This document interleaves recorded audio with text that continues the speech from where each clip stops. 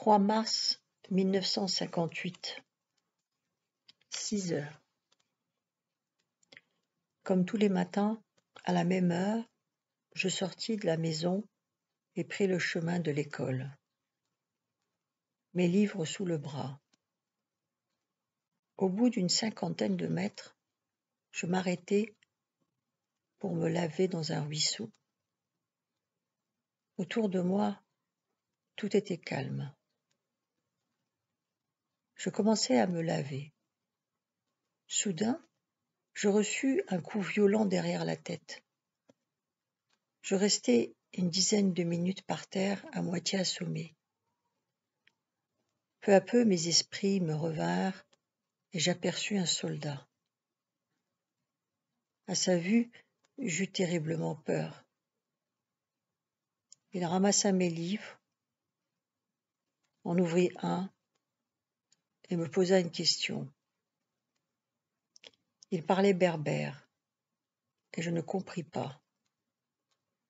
Il me fit alors comprendre par gestes de marcher devant lui.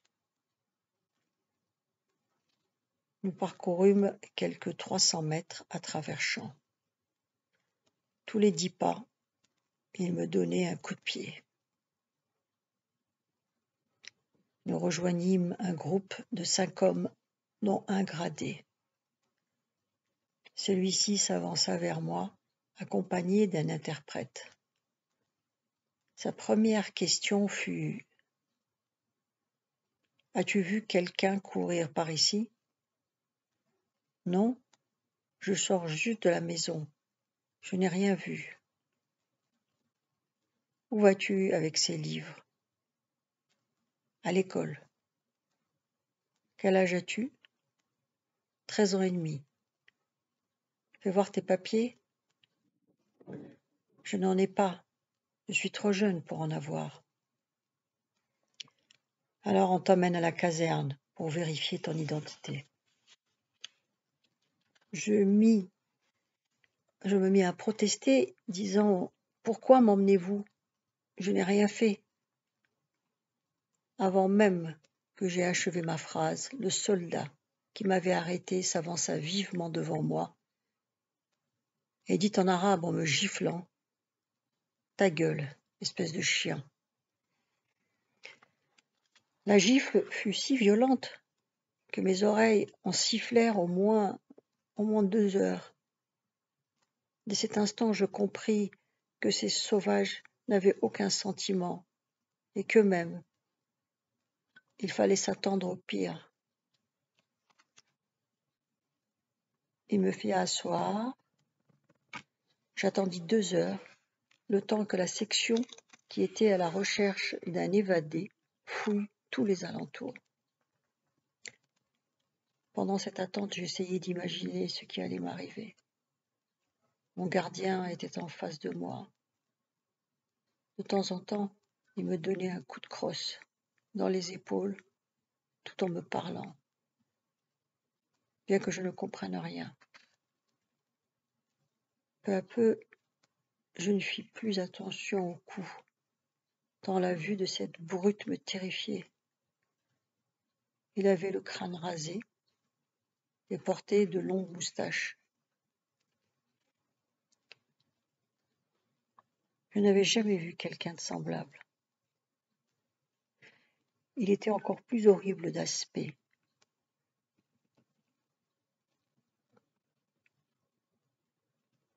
Qu'il ne l'était dans son comportement. L'image diabolique de cet homme restera toujours vivante dans mon esprit. Enfin, le gradé et les autres soldats furent de retour, accompagnés d'une dizaine de civils qu'ils venaient de ramasser. Leur arrivée me soulagea car le gardien cessa de me frapper et l'interprète, la seule personne qui pouvait me comprendre, était revenu. Celui-ci, me voyant si terrifié, me réconforta en me disant « Tu seras relâché dès la vérification de ton identité.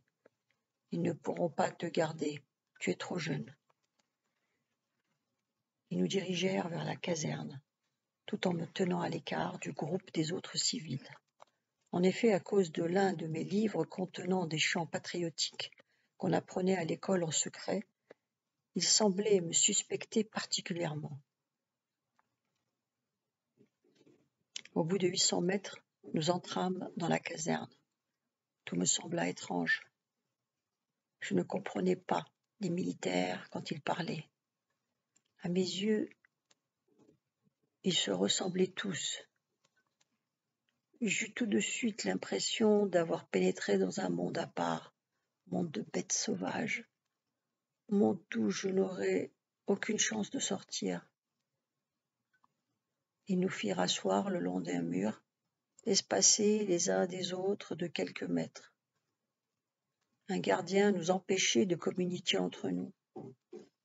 Le gradé, qui nous avait arrêtés, et l'interprète emmenèrent un premier civil dans une pièce toute proche. Toutes les 25 minutes, il revenait en prendre un autre, sans que les précédents réapparaissent. Cela dura près de 3 heures. J'étais le dernier, quand vers midi, ils vinrent me chercher. Nous entrâmes dans la pièce qui ne comportait qu'une table et 3 chaises. On m'invita gentiment à m'asseoir. Le chef s'assit en face de moi. Après qu'ils eurent échangé quelques paroles, l'interprète me dit « C'est l'heure de la soupe. On va t'emmener à manger et à boire. Nous allons déjeuner. On se retrouvera après. » Il ajouta « Ici, il ne faut pas avoir peur. » Il me demanda ce que je voulais boire et manger et me proposa du vin. Puis il quitta la salle et me laissa seul avec le gradé. Celui-ci, me désignant du bout de sa canne, me répétait avec un sourire une parole que je ne comprenais pas, mais dont je me suis souvenu par la suite et que j'ai traduite. « Toi, petit Félaga. » Il semblait si gentil que je ne m'inquiétais pas. L'interprète m'apporta une gamelle de soupe et me dit en partant avec le gradé « Essaie de te rappeler le nom des personnes qui aident les révolutionnaires. Pense-y bien, sinon tu auras des ennuis. » Je restai seul près d'une demi-heure,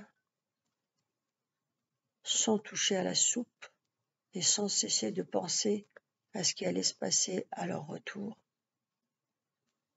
Mais n'ayant rien fait, je ne pouvais croire qu'il puisse m'arriver quelque chose.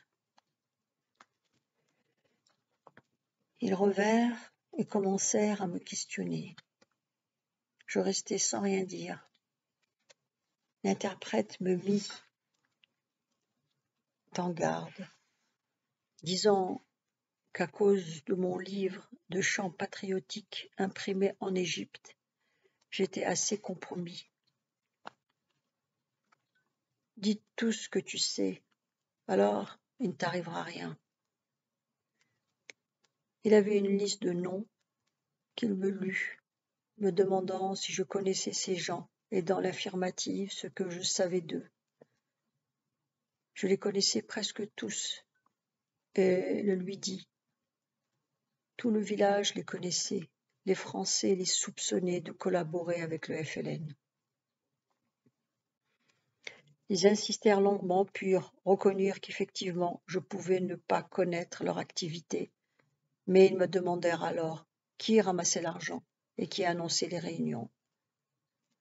Je leur dis n'en rien savoir, que je n'avais jamais assisté à une réunion, et expliquai que parce que j'étais trop jeune, les gens n'avaient pas confiance en moi et ne me mettaient au courant de rien.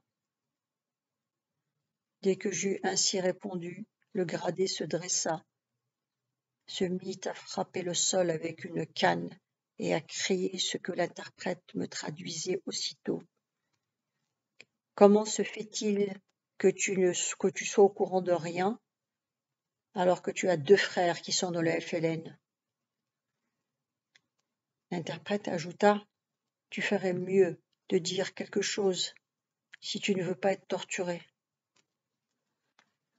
Comme je restais silencieux, le gradé s'excita et commença à me donner des petits coups de canne sur la tête. Je répétais la même réponse, et les coups devinrent plus forts, de plus en plus forts. Soudain, le sang se mit à couler. Voyant cela, il s'acharna encore plus violemment. Après 2 heures de ce traitement, ils me laissèrent, couvert de sang, me disant de réfléchir, et qu'à leur retour, si je ne parlais pas, ils me passaient à la gégène. J'avais bien entendu parler comme de quelque chose d'horrible de cette méthode de torture, mais je n'avais jamais imaginé que je la subirais un jour. J'étais horrifiée à la pensée d'être torturée alors que je n'étais qu'un gosse. 1 heure après, ils revinrent. D'office, le gradé me donna 2 coups de canne et me demanda si j'étais décidée à parler. Parler de quoi? Je ne connais personne, répondis-je. L'interprète dit alors: Viens avec nous, tu parleras de force. Ils m'emmenèrent dans une petite cour voisine, bordée par des cellules et par une pièce plus large située face à l'entrée. Puis dans celle-ci, au centre de laquelle il y avait une table en fer portant des sangles, l'interprète m'ordonna de me déshabiller tout en m'envoyant 2 coups de pied. Je restai sans bouger. Ils se jetèrent sur moi. Un instant après, je me retrouvai nue sur la table, attachée par une ceinture à la taille et une sangle à chaque membre. L'interprète me dit alors: « Décide-toi à parler avant qu'on commence. » Il ne voulait pas admettre que je ne puisse rien savoir. Le gradé avait une boîte. Près de lui sortaient 2 fils, et sur laquelle était fixée une manivelle.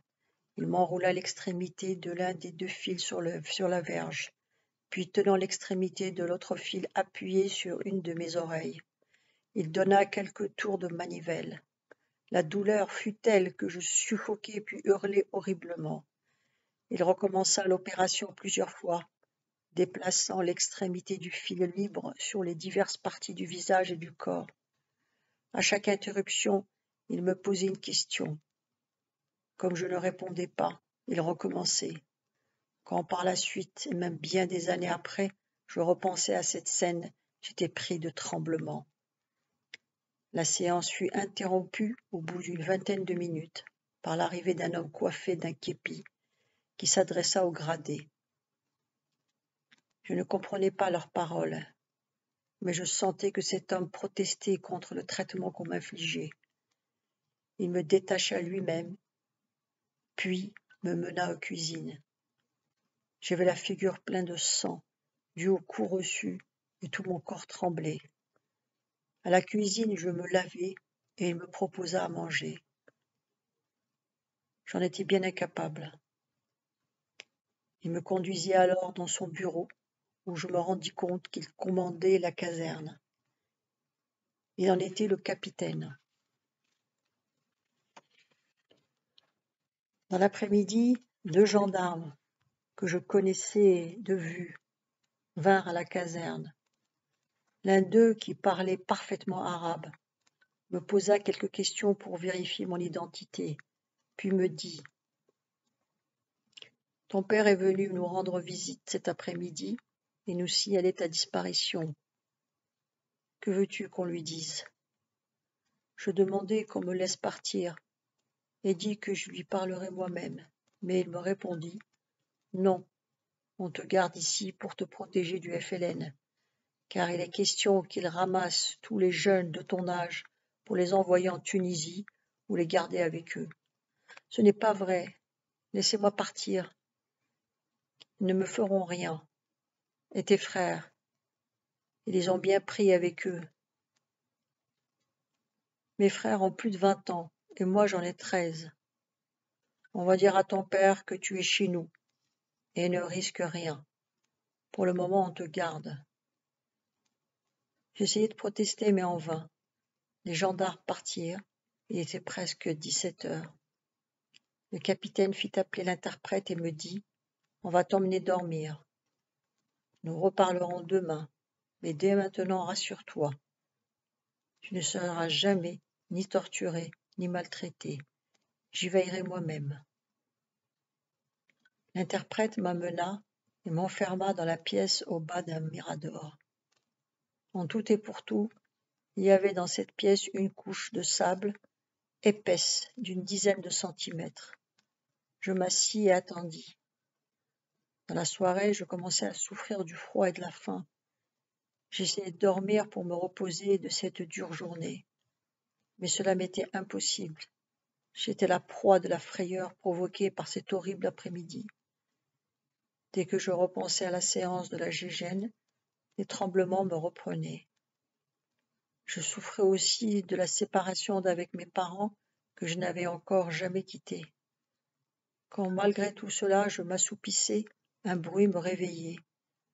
Toutes les 2 heures, la relève des sentinelles faisait un vacarme épouvantable. Et toutes les 20 minutes se produisait un bruit de pas et de voix que j'ai su par la suite être le passage du gradé de relève.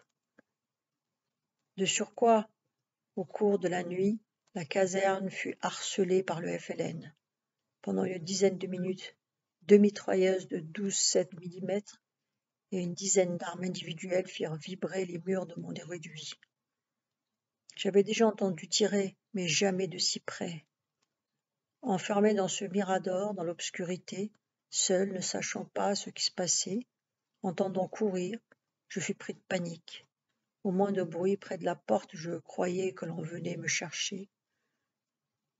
Je passai le reste de la nuit glacé de froid et de peur, attendant le lever du jour. Vers 8 heures, l'interprète entra avec un quart de café que je bus et qui me réchauffa un peu. 1 heure plus tard, le capitaine me fit conduire dans son bureau et m'annonça une nouvelle bouleversante. Ton père est revenu nous voir ce matin. Il a demandé de tes nouvelles. Nous lui avons répondu que tu restais avec nous et ne voulais pas rentrer chez toi. Il a demandé à te voir et à te parler. J'ai accepté. Mais prends garde, tu devras te conduire ainsi avec lui. Tu lui diras que tu as toi-même demandé à rester chez nous et que tu ne veux plus jamais rentrer chez toi. Je me mis à protester avec virulence. Après quelques minutes de discussion, ils me dirent que si je n'acceptais pas, mon père aurait de graves ennuis. Je compris qu'il serait emprisonné, peut-être torturé, ou même risquerait sa vie. À cause de cette menace, je finis par accepter, sachant fort bien que mon père ne croirait jamais de telles paroles. Mon visage couvert de traces de torture lui révélerait d'ailleurs la vérité. Le capitaine fit alors venir mon père dans la pièce. À son entrée, celui-ci, me voyant dans cet état, resta quelques secondes figé de stupeur. Il ne pouvait plus parler et murmura quelques mots inaudibles. Je n'avais jamais vu mon père aussi bouleversé. Durant les 10 minutes qu'on nous accorda sous la surveillance de l'interprète, nous parlâmes très peu. L'émotion nous nouait la gorge. Les rares paroles que me dit mon père ne servirent qu'à nous donner l'air de converser. Il me demanda si je pourrais supporter cette existence et me donna des nouvelles de ma mère. La communication réelle était dans le regard. Nous ne cessâmes de nous regarder pendant ces minutes. Nous nous comprenions ainsi. Puis, les larmes aux yeux, il me dit « C'est un moment douloureux, mais passager de ta vie. Tout cela finira un jour. Espérons que cela soit bientôt. » Nous nous séparâmes sur ces mots et il quitta la caserne. À partir de ce jour, je n'entendis plus jamais le son de sa voix.